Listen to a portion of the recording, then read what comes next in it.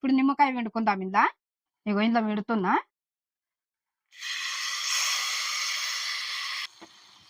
ఇగో ఇది అయింది, ఇది దింపేతాం. ఇక అన్నం పులిగోర అన్నం కలుపుదాము. ఇగో ఎంత మంచిగా చేసిన చూడు. ఇట్లా మీరు కూడా చూసి చేసుకోండి. మాకు సమయం ఉండదు అనుకో, ఇట్లా మనం పులిగోర అన్నం చేసుకున్నట్టు, కూరలు ఉండయి పులిగోర అన్నం చేసుకున్నట్టు. ఇది టైంకి అయిపోతుంది. ఇది కింద దింపి కలుపుకుందాము. అన్నం వేస్తుంది నిందా.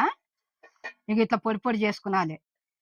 పొడి పొడి చేసుకొని మంచిగా పులిగోర అన్నం కలుపుకున్నాలి. ఇట్లా కాలుతుంది కదా, చెంచుతో కలుపుకునాలి. బట్ట పట్టుకునాలి, మసి బట్ట పట్టుకొని చేయితోని కలపొద్దు, చెంచుతో కలుపుకునాలి. చల్లగా అయినాక చేయితో కలుపుకునాలి. ఇగో ఇట్లా పొడి పొడి అంతా పొడి పొడి చేసుకునాలి అన్నం. ఇట్లా సమయం లేనప్పుడు మనం ఇట్లా చేసుకునొచ్చు.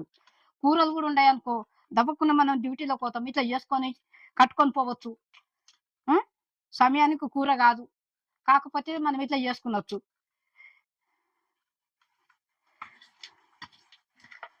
ఇగో ఇట్లా మంచి కలుపుట్లనే ఉంటది ఇది. ఇగో ఇట్లా మంచి కలుపుకునొచ్చు. ఇగో ఎంత బాగుంది చూడు. ఇట్లా పల్లీలు గిల్లీలు అన్నీ వేసుకుంటే మంచిగా సూపర్ ఉంటది అన్నం, పులిహోర అన్నం.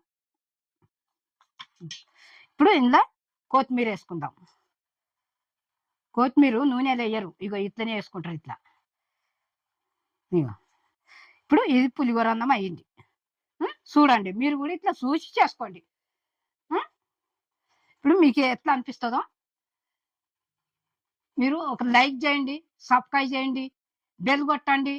బెల్ కొడితే మీ ముందుకు అన్నీ వచ్చేస్తాయి, నేను ఏమేం చేసింది వస్తాయి.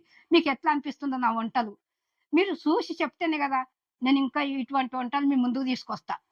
నేను మీ అనువమ్మను.